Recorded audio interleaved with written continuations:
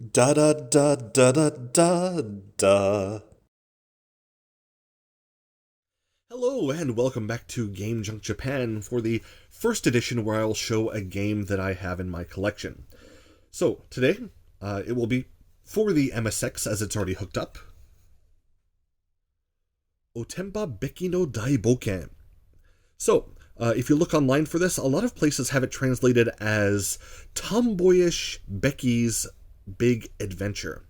Now, I take issue with that translation. Otenba means, in my opinion, the feeling is more like sporty, outgoing, energetic. And this translation to tomboyish comes from a long time ago when females were not to be sporting and outgoing and energetic, and that was seen as the realm of the masculine. And so, I hope that all dictionaries in the future will correct this mistake from the misogynistic past and translate Otenba as being sporty or energetic as opposed to tomboyish. But anyway, this is a game from Micro Information Associates released in 1983 for the MSX only as far as I know. And it's just a fun little, similar to Donkey Kong ladder climbing game. And it's got a sporty female protagonist. So today, I'll be playing it here on this MX-10 system from Casio. A lot of people who have affinity for MSX will look down on this, as it is a system they see as not really having the purpose of being a computer. As you see, the keyboard is kind of terrible. Very, very dissatisfying to use this keyboard. And the idea is that this system was basically released by Casio as cheaply as possible for people who only wanted to play video games. So it has the ROM cartridge slot on it, and no other accessories really are easily compatible with it. So anyway, I did get this system, this MX-10, actually somewhat recently at the Surugaya store in Konosu, Saitama, Japan.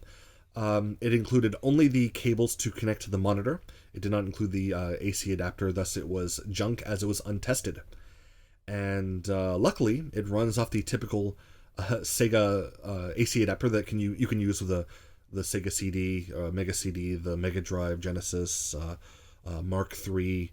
All these systems use the same kind of hardware, so I just used my old AC adapter and it works just fine. So I'll be playing it on this. The monitor, which is currently on but not getting the feed, is a Mitsubishi Viseo monitor.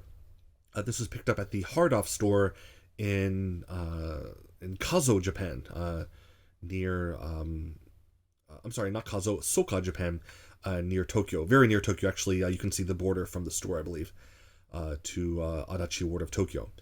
And this monitor I got because I was looking for an old, CRT, but I realized already this place is junked up enough, and I don't need to have something huge to add to that. So it is an LCD monitor, but importantly, it takes RF input, AV input, S-video input, D-video input, VGA input, and what's the other one? The old, not VGA, not DSI, that's awful. Anyway, but some input I'll never use, likely. But yeah, because it takes all these different kinds of analog inputs, as well as DVI, digital DVI it will take as well. It's very good for retro gaming. The quality on the screen, although it's a bit too glossy, otherwise it does a great job with older things. So if you can find something like this, again, very convenient with its inputs, and it's been serving me pretty well, especially for such a cheap price. That was 2,000 yen. So yeah, not bad at all.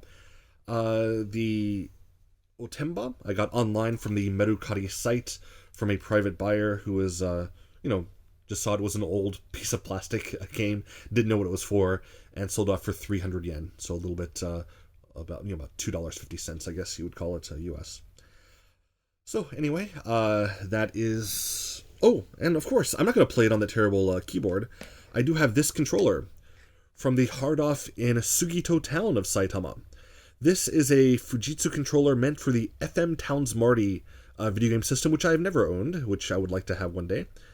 Very yellowed, very old, but it works perfectly. Not just perfectly, but incredibly well in this system. Most MSX controllers were not really so well tuned for gaming.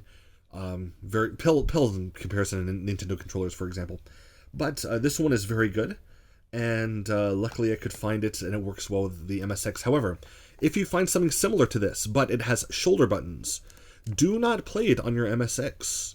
The pin layout is different, and so even though it will plug into the MSX, if you were to touch a shoulder button while the MSX is on, it would fry the internals, and you would have to have a nice repair job on your hands at that point. So again, be careful with this. This with the simple 2-button layout with start and select, or sorry, select and run in addition.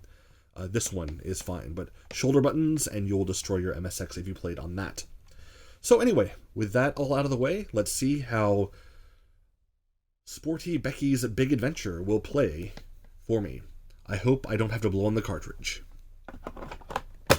In and on. There's the MSX boot up.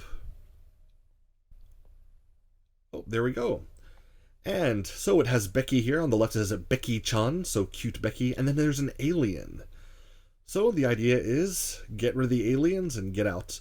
Again, very similar to Donkey Kong and Lode Runner, a combination of those two. So let's see how this goes.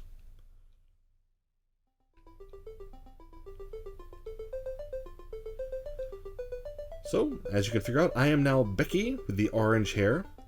If you're a fan of pro wrestling, maybe it's Becky Lynch. And here come the aliens. I made a hole and fell through. I'll do it again here. Maybe an alien will fall this time. Oh, you're stuck. I'll do it again.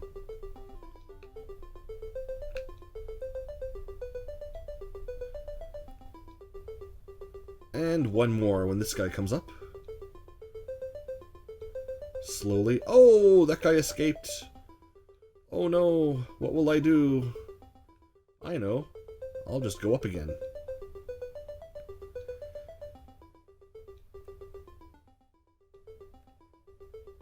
And as you can probably figure out, the goal of the game is to get all the monsters defeated. So let's try that again. Oh no! I got hit, so I died and I lost. That's the first hint for video games. Don't get hit or you might die and lose. So let's do it this time like this.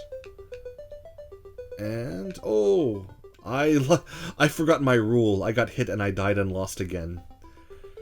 So what I want to do now is to show how to actually win the game. Oh, one thing, tangent, I'm not good at games. So that's something.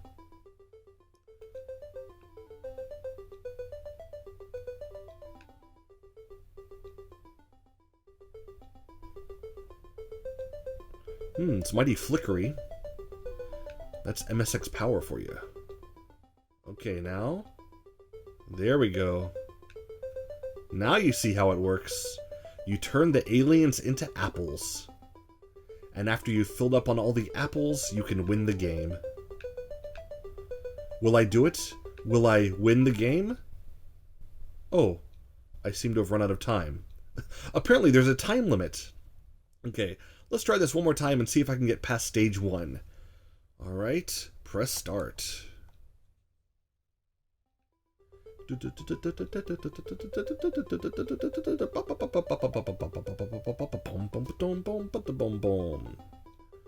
Alright. Apple the first. Delicious. Come here. You got it. Oh. And can I do it now?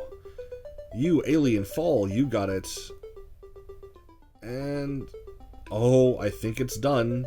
I think I can win the game. Oh, I didn't get to eat the last apple. Oh well. Here's stage 2. It looks very similar, but could it be? Yes, 2 more aliens. Adding the challenge as you go from level to level. You'll find with video games, as you get further and further, the challenge will increase to hopefully increase the enjoyment. Unfortunately, I'm not finding my enjoyment to be very high. This is a very simple game. But as I lead Becky through the level, and as she administers manhandle slams to these aliens to create this delicious fruit... Oh! There you go. I was not smart there. The alien was following me and not the hole. Oh, it did it again. Surely he'll go down the ladder. Yes, indeed.